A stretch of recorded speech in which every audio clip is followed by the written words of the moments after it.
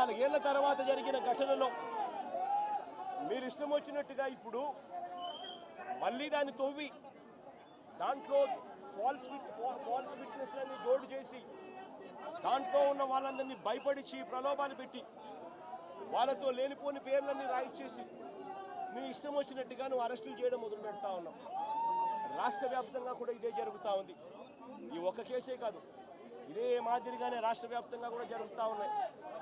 పోలీసులు ఏ స్థాయికి దిగజారిపోతా ఉన్నారు అని అంటే అటువంటి పాత కేసులలో కావాలని వీళ్ళే తప్పుడు సాక్ష్యాలు క్రియేట్ చేస్తూ ఉన్నారు. విట్నెస్లను వీళ్ళే బెదిరించి వీళ్ళే ప్రలోభ పెట్టి వీళ్ళే తప్పుడు పేర్లు ఇరికిచ్చి వీళ్ళే కేసుల్లోకి తీసుకొచ్చే కార్యక్రమం చేస్తూ ఉన్నారు. నేను అడుగుతా ఉన్నది ఒకటి, ఒక తప్పుడు సాంప్రదాయానికి మీరు నాంది పలుకుతా ఉన్నారు. ఇదే గన కొనసాగితే నేను చెప్తా ఉన్నా, మీ ప్రభుత్వం ఎల్లకాలం ఉండదు. మీ ప్రభుత్వం ఎల్లకాలం ఉండదు. ఒక తప్పుడు సాంప్రదాయానికి మీరు బీజం వేస్తా ఉన్నారు. ఇదే తప్పుడు సాంప్రదాయం ఒక సునామీ అవుతుంది. రేపొద్దున మీ నాయకులందరికీ కూడా ఇదే గతి పడుతుంది. ఇదే జైల్లోనే మీరంతా కూడా ఉంటారు. ఇది కూడా గమనించుకోండి అని చెప్తా ఉన్నా. ఒక తప్పుడు సాంప్రదాయానికి మీరు నాంది పలుకుతా ఉన్నారు. ఒక తప్పుడు పద్ధతికి మీరు నాంది పలుకుతా ఉన్నారు. మార్పు తెచ్చుకోకపోతే మాత్రం రెడ్ బుక్లు మీరు ఒక్కరే పెట్టుకుంటారని చెప్పి మీరు అనుకుంటున్నారేమో. రెడ్ బుక్ పెట్టుకోవడం అన్నది చాలా సులభమైన పని. రెడ్ బుక్ పెట్టుకోవడం అన్నది చాలా సులభమైన పని. నేను మనం మీ విలేకరి కృష్ణకు చెప్పి, కృష్ణ నువ్వు ఒక రెడ్ బుక్ మెయింటైన్ చేయంటే కృష్ణ కూడా మెయింటైన్ చేస్తాడు ఒక రెడ్ బుక్. నీ పేరేం పేరన్నా? రవికి చెప్పి, రవి నువ్వు ఒక రెడ్ బుక్ మెయింటైన్ చేయ రవి అని అంటే రవి కూడా మెయింటైన్ చేస్తాడు. అదే కదా ఘనకార్యం కాదు, గొప్ప పని కాదు. ఆ తర్వాత రెడ్ బుక్లో పెట్టిన పేర్లన్నీ తీసుకొని వాళ్ళని ఇరికించడము, వాళ్ళ ఇళ్లను ధ్వంసం చేయడము, వాళ్ళ ఆస్తులను ధ్వంసం చేయడము, వాళ్ళ మీద దొంగ కేసులు పెట్టడము, ఇదే ఒక పరిపాలన కింద రాజ్యాధికారం చేయడం మొదలు పెడితే మాత్రం రాజ్యాధికారం ఎలా ఉంటుంది అని అంటే ఇప్పుడు చంద్రబాబు నాయుడు గారి పాలన ఎలా ఉందో అలా ఉంటుంది.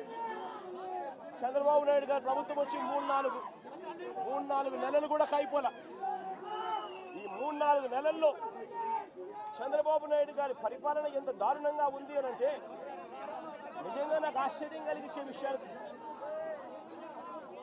ఆశ్చర్యం కలిగించే విషయాలు కనిపిస్తాయి. ఇదే పెద్ద మనిషి చంద్రబాబు నాయుడు గారు ఎంత రెడ్ బుక్ పాలనలో నిమగ్నమై ఉన్నాడు అని అంటే, పరిపాలన ఎంత గాలికి వదిలేశాడు అని అంటే, ఇదే పెద్ద మనిషి చంద్రబాబు నాయుడుకు తుఫాను వస్తూ ఉంది అని సంకేతం తెలుసు. బుధవారం నాడే తుఫాను, శుక్రవారం సాయంత్రం నుంచి తుఫాను రాబోతా ఉంది, భారీ స్థాయిలో వర్షాలు పడతాయి, అతి భారీ వర్షాలు కురుస్తాయి శుక్రవారం సాయంత్రం నుంచి అని తనకు అలర్ట్ వచ్చింది. బుధవారం నాడే చంద్రబాబు నాయుడు దగ్గర బుధవారము, గురువారము, శుక్రవారం మధ్యాహ్నం దాకా టైం ఉండేది.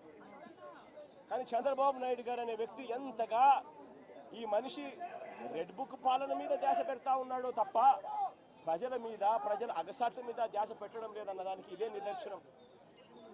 2.5 రోజు టైం ఉన్నా కూడా, బుధవారము, గురువారము, శుక్రవారం మధ్యాహ్నం దాకా టైం ఉన్నా కూడా చంద్రబాబు నాయుడు గాలికి వదిలేశాడు ప్రజలను. తాను అదే రోజే, బుధవారం రోజే, అలర్ట్ వచ్చిన రోజే తాను రివ్యూ మీటింగ్ తీసుకుని ఉంటే డ్యాములన్నీ ఒకవైపున నిండి ఉన్నాయి అనే సంగతి తనకు తెలుసు.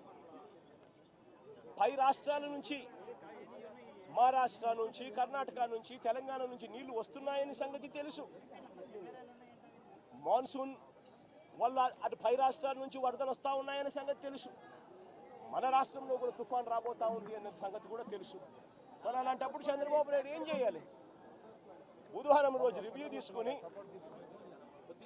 రెవెన్యూ సెక్రటరీని, చీఫ్ సెక్రటరీని, ఇరిగేషన్ సెక్రటరీని, హోమ్ సెక్రటరీని వీళ్ళందరినీ కూడా పిలిచే కార్యక్రమం చేయాలి.